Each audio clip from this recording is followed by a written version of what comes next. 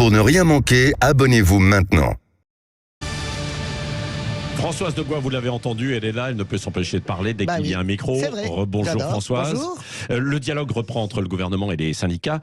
Ça arrive dans un climat totalement dégradé, même si on parle là des retraites, totalement dégradé ce climat après l'agression du petit-neveu de Brigitte Macron. Oui, un tabassage en règle absolument insupportable, intolérable. En quoi ce jeune homme, un petit-neveu de Brigitte Macron, donc petit-neveu par alliance d'Emmanuel Macron, est-il responsable des propos de son oncle?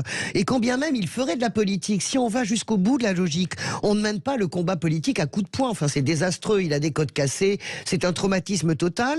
Mais on ne mène pas non plus, Patrick, je le dis, le combat politique comme le font depuis hier les partisans d'Emmanuel Macron, en liant bien sûr immédiatement, en une minute, l'agression à la gauche au discours de l'opposition qui ferait naître une haine anti-Macron. Ça aussi, c'est indigne. C'est pas aussi indigne que d'aller tapasser un jeune homme qui rentre tranquillement dans sa pâtisserie, mais c'est tout à fait indigne et c'est surtout totalement toxique. Alors dans ce climat, vous voyez, les négociations ont recommencé, on en a à peine parlé alors que c'était le plus important. On réalise en fait hier que les syndicats ne désarment pas.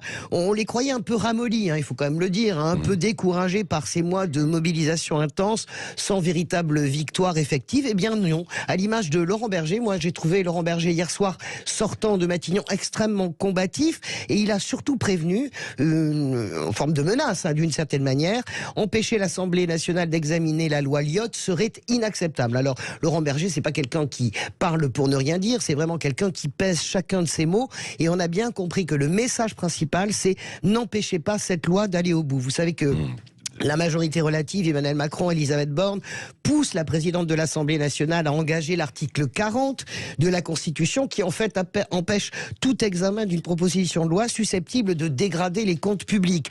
C'est un énième subterfuge constitutionnel pour s'éviter un vote qui semble être désormais acquis à l'abrogation et donc ce serait un véritable désaveu politique pour Emmanuel Macron. Oui, parce que la réforme des retraites, ça ne passe toujours pas, c'est ça? Ah mais non, ça ne passe pas dans l'opinion qui s'est d'ailleurs séparé le bon grain de livret, qui s'est condamné les violences, mais ne donne pas pour autant le point au président de la République, toujours très rejeté, hormis par son électorat dans les sondages. Et vous voyez, la victimisation d'hier tentée par ses troupes sur la méchante, la sale agression de son petit-neveu ne va pas, je pense, y changer grand-chose. On voit bien que l'opinion publique est toujours vent debout contre cette réforme des retraites. Elle souhaite à plus de 60% dans un dernier sondage récent que le mouvement social continue. Emmanuel Macron, il tente tout, et c'est de bonne guerre. Saturation médiatique, annonce industrielle tous azimuts, annonce de baisse d'impôts. J'ai écouté attentivement Éric Revel tout à l'heure, c'est pas si simple à faire. Ouais. Il tente tout ça pour tenter quoi? Une petite remontada dans les sondages.